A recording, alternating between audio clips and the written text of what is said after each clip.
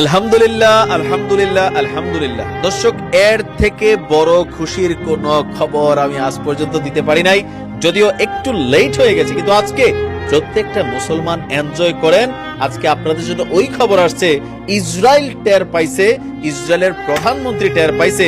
আর যেই ইসরায়েলের প্রধানমন্ত্রী এত ঘটনা ঘটাইছে, তার কাছ থেকেই, তার জায়গা থেকে এখন কোরআনের আয়াত প্রচার হচ্ছে।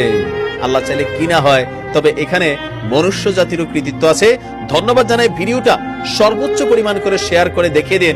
মুসলমানরা শুধু আজকাল গাছের পাতায় আল্লাহর নাম আর গরুর মাংসে আল্লাহর নাম খোঁজে না, চাইলে ইসরায়েলের মতন তথ্য প্রযুক্তির একটা দেশকেও ঠকে দিতে পারে। খাইয়া ফেলা হয়েছে নেতানিয়াহুর ফেসবুক পেজ। যথেষ্ট তোলপাড় চলছে, যদিও আমি যখন নিউজটা করছি ততক্ষণে ফেসবুক পেজটা আবার সম্ভবত রিকন্ট্রোল হয়ে গেছে।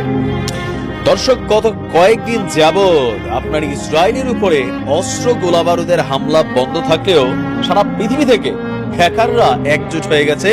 মুসলিম সেই ছেলেগুলো একজোট হয়েছে যারা হ্যাকিং এর অরিজিনাল একটা ভালো কাজ লাগাইছে।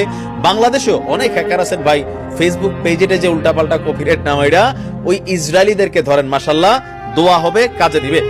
হ্যাকাররা এবার ইয়াহুদিবাদী যুদ্ধবাজ প্রধানমন্ত্রী নেতানিয়াহুর ফেসবুক পেজ হ্যাক করেছে। ইসরায়েলি মিডিয়া বলছে, খবর হচ্ছে মিডল ইস্ট মনিটরের, ইসরায়েলি মিডিয়া বলছে যে নেতানিয়াহুর ফেসবুক পেজ হ্যাক করে সেখানে প্রচুর কোরআনের আয়াত দিয়ে ভরে ফেলা হয়েছে। আলহামদুলিল্লাহ, সেখানে বহু নোট ছিল ফার্সি ভাষায় এবং বাংলা ভাষারও একটা ক্লিপ ছিল। কোন সেই বাঙালি মায়ের সেই সুসন্তান যে বাবা সেখানে এই গ্রুপের মধ্যে কাজ করছে, আই ডোন্ট নো, বাট আপনাকে স্যালুট ভাইজান, আপনি যেই হন। একটি হ্যাকার গ্রুপ ইসরায়েলের একটি প্রতিষ্ঠানের বিরুদ্ধে সাইবার হামলা চালিয়ে অন্তত 5 লাখ ইউজার ডেটা চুরি করেছিল। অধিকৃত ভূখণ্ডে সম্প্রতি সিরিজ সাইবার হামলা চালানো হচ্ছে। 5 লাখ ইউজারের ডেটা চুরি ওই সিরিজ সাইবার হামলার সর্বশেষ ঘটনা। হিব্রু ভাষায় মিডিয়াগুলো জানিয়েছে, শার্প বয়েজ নামের একটি হ্যাকার গ্রুপ আপনার গত 2 দিন আগে আতিত প্রতিষ্ঠানটিকে টার্গেট করেছে। ওই প্রতিষ্ঠানের ডাটা হ্যাক করার পর তারা তার অংশ বিশেষ প্রকাশ করেছে। সেই সঙ্গে তারা চুরি করা তথ্যেও বিক্রির নোটিশ দিয়েছে।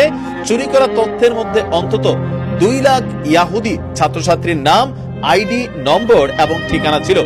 আতিত বেসিক্যালি একটি ইসরায়েলি শিক্ষা প্রতিষ্ঠান। ওই প্রতিষ্ঠানে একটি ভোকেশনাল কেন্দ্র এবং 4টি প্রকৌশল কলেজ রয়েছে। এইসব প্রতিষ্ঠান অধিকৃত আল কুদসে গড়ে তোলা হয়েছে। 1990 সালে এই প্রতিষ্ঠানটি গড়ে ওঠে। প্রতিষ্ঠানের পর থেকেই আতিত কয়েক হাজার ব্যক্তিকে ইসরায়েলের কর্মকর্তা হিসাবে নির্বাচিত হওয়ার জন্য